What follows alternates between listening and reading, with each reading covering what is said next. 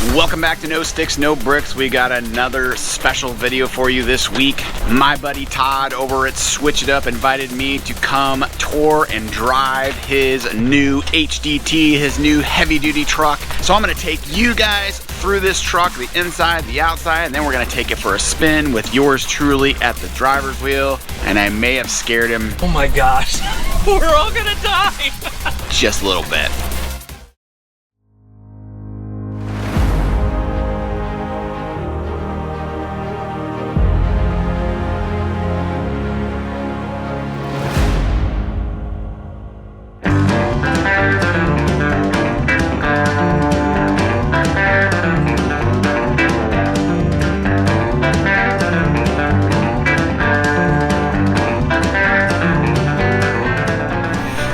Today we're hanging out with Todd from Switch It Up.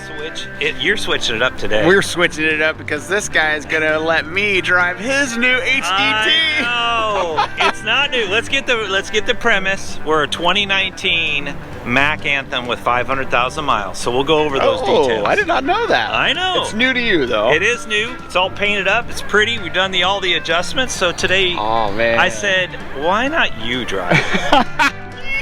Like giddy like a schoolgirl. I know, it'll be fun. It'll be fun. We'll go over all the specs. Okay, all right. If you guys haven't checked out their channel, this is their new rig. Well, this is actually their new HDT. They've got a new RV as well, and they're doing some great things for the community. Make sure you go over to Switch It Up and check them out.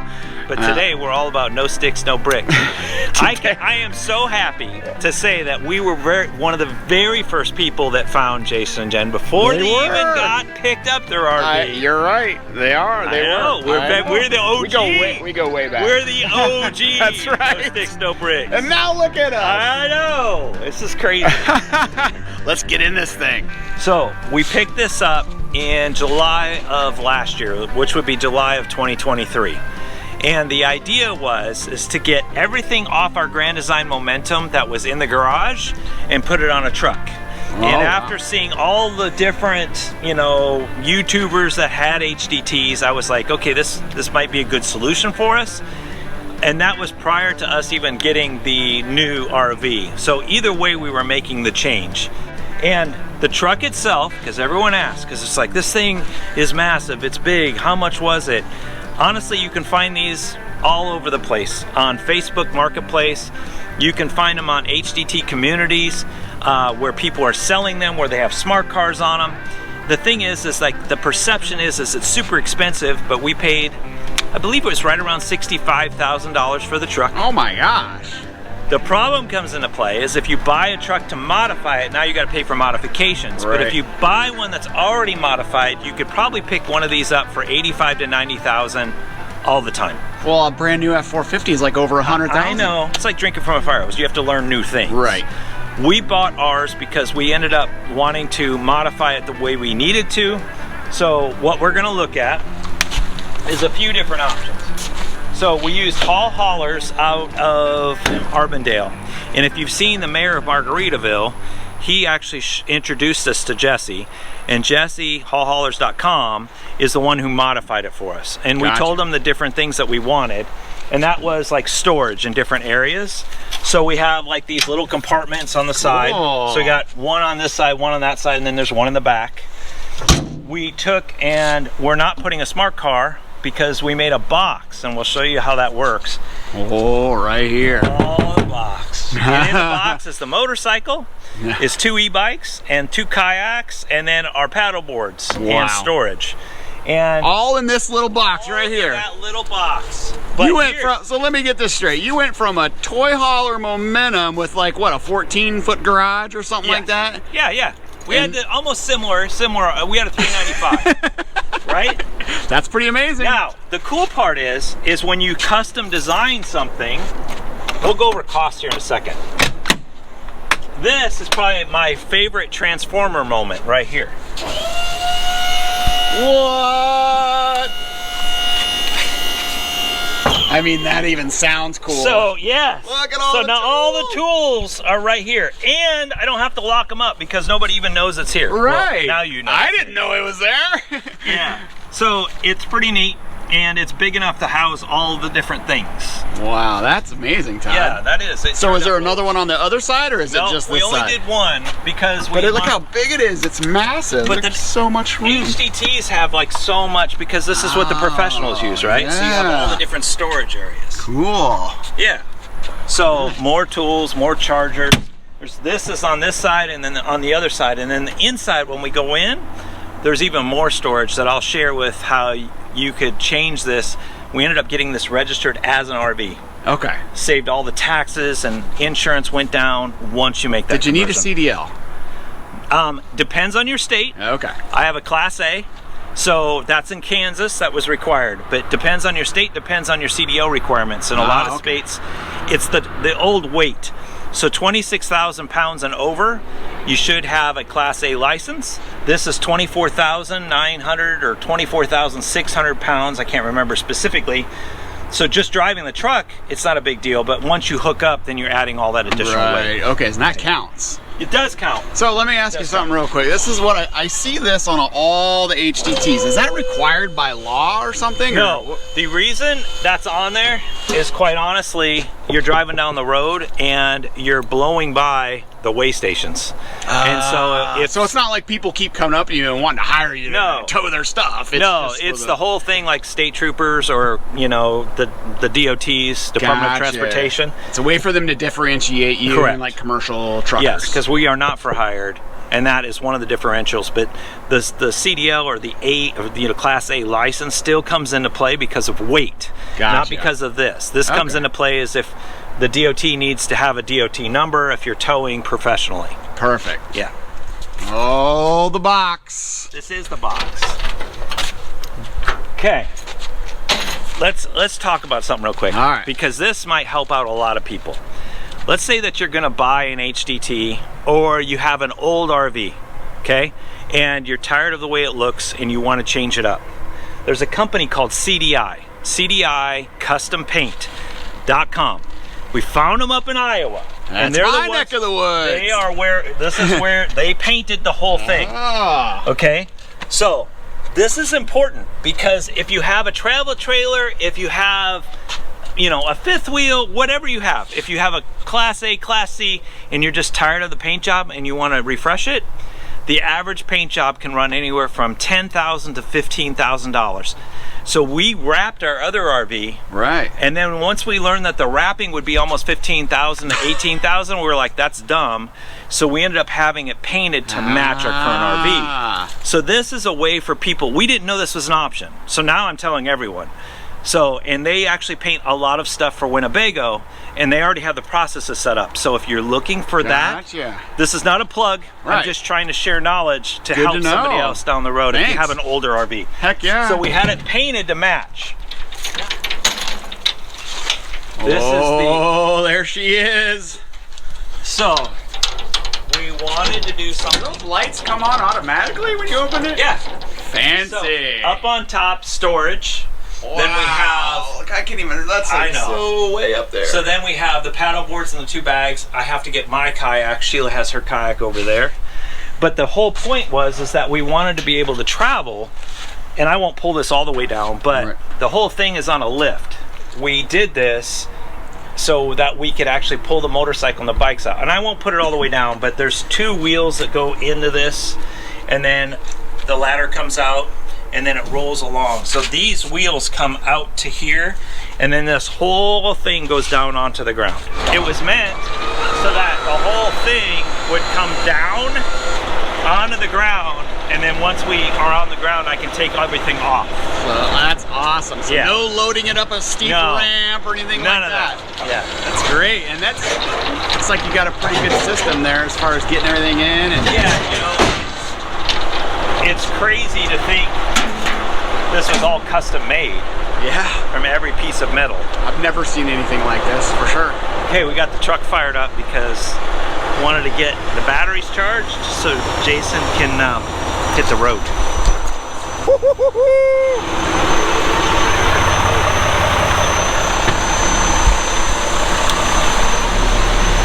Oh, look at this. We got a cockpit in here.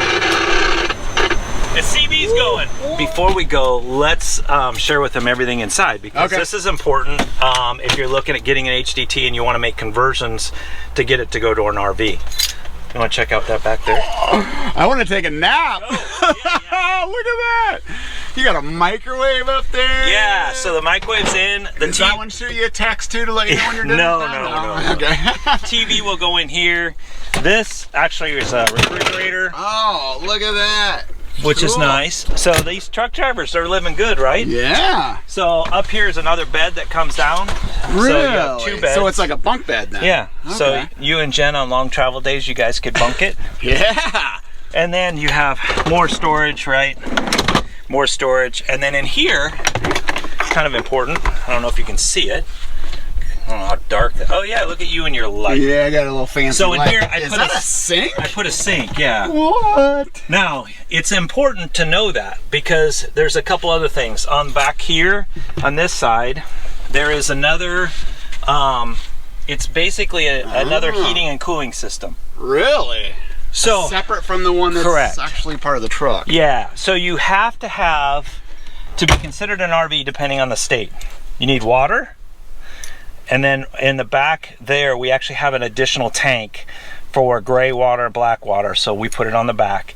So you have a water source, you can wash your hands and do all that. Ah. You have a food and cooking operation. And then you have to have like a regular outlets. Oh, okay. So now the benefit of that is this underneath here is additional, like we use in our RV. I just put an inverter in, so it's a 2,000 watt inverter to run these.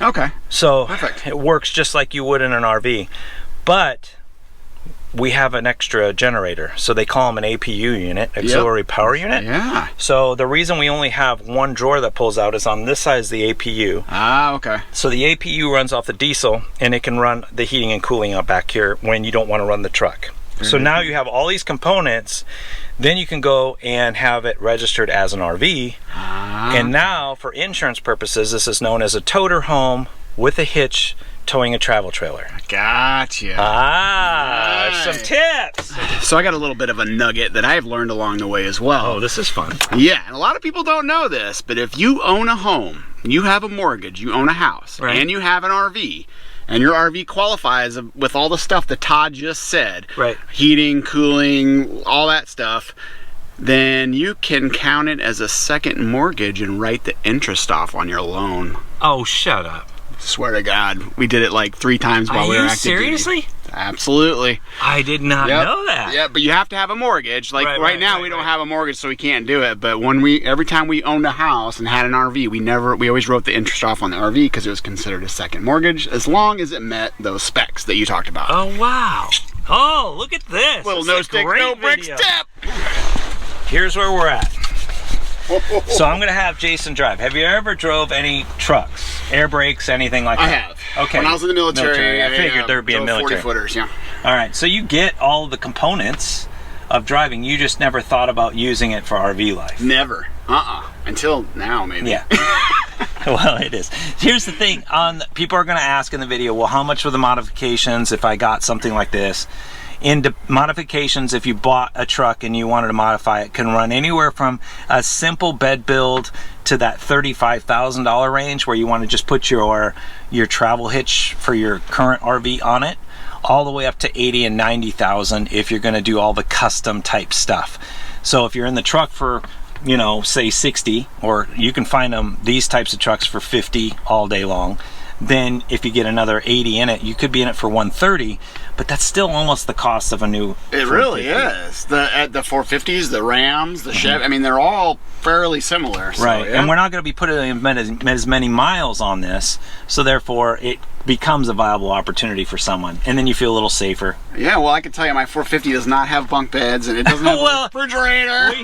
I use the refrigerator a lot, but the other stuff we don't really use. I mean, we're driving 5-6 hours at most. It's there if case something happens, though, you know, so that's great. All right, so in this truck, you get to put your foot on the brake. All right. And I better close the door. Well, should I leave it open? It doesn't matter. All right. Ooh, and then the air brakes. Yeah, and then it should be already aired up because we were already messing with it. So just go ahead and give it a hard turn until it starts.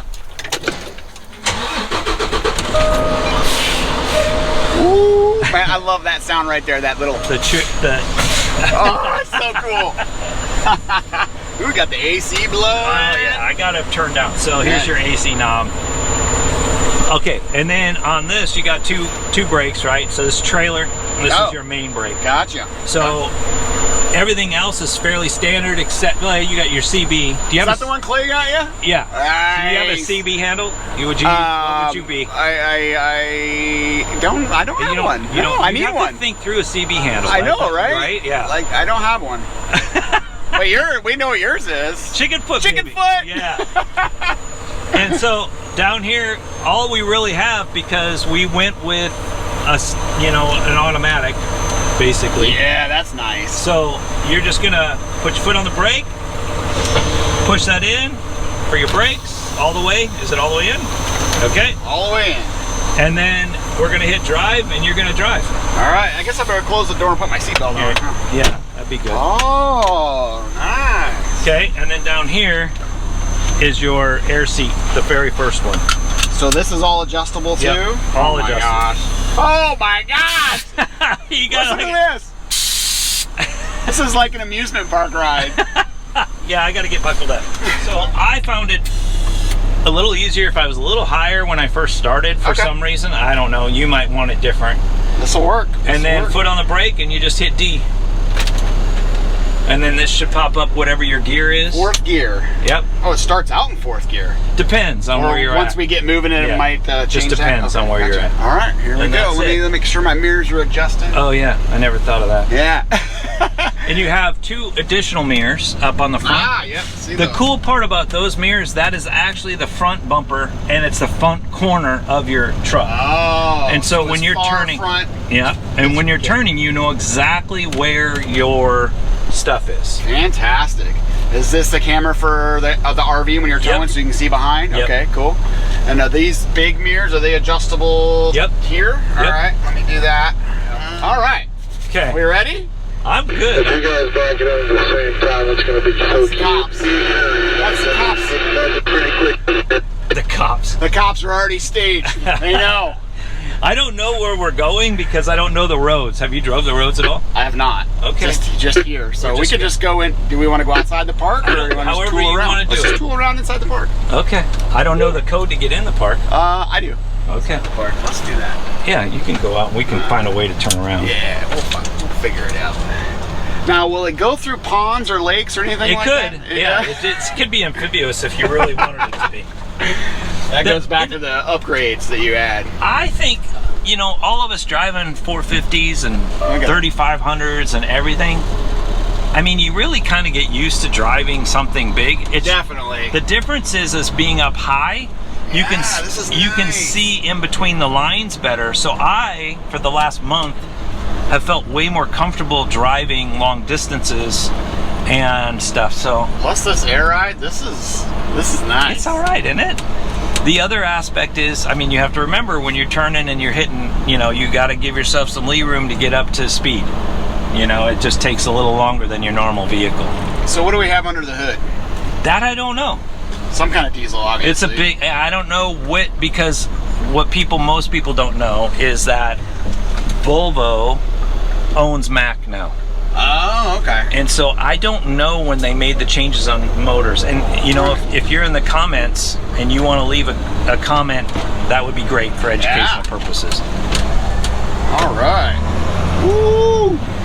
It's just slower pace. Kind of a slower shifting pattern.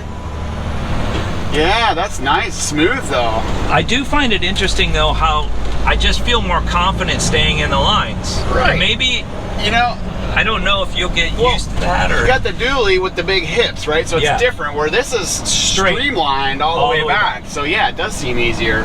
Yeah, I didn't think about that. That is probably true, right? This is nice, Todd. I like this. I want somebody to go like that to me. Like you have a cool it's horn. Right up there. It's that line that's dangling. Oh, right here? Yeah. Oh, okay. That's your air horn. We're just gonna go straight through. Yeah, we'll find a way to turn around. I'm not going on the interstate. So do you wave at other truckers then? No. Are you like I will. the Jeep wave? I'm gonna tell you. Here's what happens. some professional truckers, if you're watching this video, we have a lot of respect for you for the things that you have to endure. So I just want to put that, we are not professional drivers. I never once said I was. I find the respect because of all the drivers and then you being on the road so long. I am finding it interesting that some truck drivers pull up and they probably see the not for hire, and then we get the one finger salute. Are you serious? Yeah, I do get that on occasion, but that's okay. Like, because we're not working and you are. You're out there doing your thing. So, oh, wow. We're going to find out how Jason navigates this. All right. And finds his way to turn around. We have no maps. We're just doing our thing. I'm going to get in the left lane here because I'm going to turn around and somewhere on the left so I don't have to worry about crossing traffic. These are the things you think about when you're an RVer, RV life. Before, I never thought about that. I'd turn around wherever. But now you got to think about stuff like that. So, but you're about right now, I say with his current setup and his current truck, we're about 6 foot longer. Okay. So, and your turning radius is better with this truck. Well, no, do you have the 450? I got the 450. Oh, so it's about the same turning radius. Yeah, we're gonna test that out right here because we're just gonna do a little loopy-loop right here. Oh, you think so, huh? I think, yeah. You think I can make that? No. You don't? No way. You're committed now, but you ain't making no U-turn. No, not a U-turn. Oh. I meant right here. That's do not enter. That way. I gotta go that way. What are you doing? I'm turning around. Oh my gosh. We're all gonna die. No, you're right. Didn't make it. There's nobody behind me. Oh so gosh. Good thing I got insurance. See? We're gonna test out that. Yeah, you better watch your mirrors, huh? Yep. Yeah, there you go. Cranker. You should. I just don't want to hit this curb. Oh, look at you. Backside, see? Yeah. See, would you look at that? They got a stop sign. Look at it. Stop. Just look at it. Give them a courtesy wave. You're such the RVer. You learn in this space. You learn to do courtesy waves because you know you're always ticking somebody off. Oh, definitely. All right. See, we did it. Not bad. No. It's like a 2-point turn. Yeah, it was good. Not quite 3. So, but yeah, the turning radius is very similar. This is nice. I'm really digging this air ride seat. This is a game changer. Like, it does feel better. I don't feel like I have to have my heated seat on for my back, or you know, it's like. Well, it does have heated seats. It does? Yeah, it has. Oh my gosh. You even look like a trucker. You got your hat on backwards. Right? Maybe I was a trucker in a former life. Or a future life. Yeah, this is chicken foot right here. I got my little chicken, little duck. There's some truckers. Let's see if they give us the one finger salute. No, generally it's just on the highways. See how low you can see everything. I mean, look, you can look down on the interstate as you cross over it. Like, that's great. This is really cool. It's almost like you're in a low-flying aircraft. Yeah, not super fast though. No, Let's see how good you are with the brakes. Oh, not bad. So fun thing up here at the top, it tells you the car in front of you how many seconds it is in front of you. Oh, does it have adaptive cruise control then? Does. That's how my truck is. I love that part. But it does tell you like that car is going 68 miles an hour. It is 2.8 seconds in front of you. It tells you all of that stuff. Mine does not do that. And if people like cut in front of me, it will brake like real quick. So I gotta be mindful of that as well. Uh-oh, you're gonna miss your turn. Where's my turn? I don't even remember. On the left. I got it. No problem. There's nobody behind us. Coming in hot. Coming in hot. Well, we're not towing anything, so it should be pretty easily. These air brakes, they work pretty good. Yeah, they do. It actually drives better with weight. Oh, I suppose, yeah. It does. It does. And I am wearing Crocs, so that definitely helps. That is definitely trucker material. Crocs. No problem. Well, that was really fun, man. I sure appreciate you letting me do this. It is. This is got my wheels turning. I think that's why we see so many different people going and checking out HDTs now. Yeah. You know, because of the opportunity to do something a little different. And the price point is really not that bad. much. Now, nobody talks about some of the other maintenance issues that do occur. So it isn't like a one size fits all scenario, because there are additional things that won't come up. Like example, your oil changes are further between, kind of like your 350s, 450s. Right. You do oil analysis stuff. Oh, he's got to back into this spot. No this ought to be problem. good. I'm feeling good. Are you? Oh yeah. Okay, he's feeling good. Feeling pretty good. I mean, I used to tow big, huge, heavy equipment. I know. You bring that military experience back up. Military taught me well. Uncle Sam, our tax dollars right here. We're all invested. That's right. I just don't want to run over my bike or your scooter. I parked at an angle, Yeah. so that way it took up a little more room, and I wasn't out as far. Okay. You want it at an angle? Yeah, it might help. All right. The hard part is seeing that back axle. Yeah. I don't know, because you can't see the rear tires to see where they are on the pavement. Yeah, you're good. You should be good. Right there? Yeah. Okay. You're You want to pull forward a little bit? Yeah, you might have to pull forward just a bit, because I think you got both tires off on this side. Nice. Okay. Neutral. Pull brake. That's There's it. that sound again. Well, Todd, that was pretty amazing. I sure appreciate you hooking me up. And man, you guys are living it up, and we are very proud of you guys. Life on the road is all about relationships, right? I mean, we met each other, like I said before you started, and now we've been able to meet, I don't know how many states. A few. That's the cool part, is that when you're doing the RV stuff, you have friendships, and then you're meeting up in different areas, and here we are now in South Carolina. Right. Right. Doing a truck review, which is just fun. It is. It is. We love it. I wouldn't change it for nothing. Give me a knuckle bump.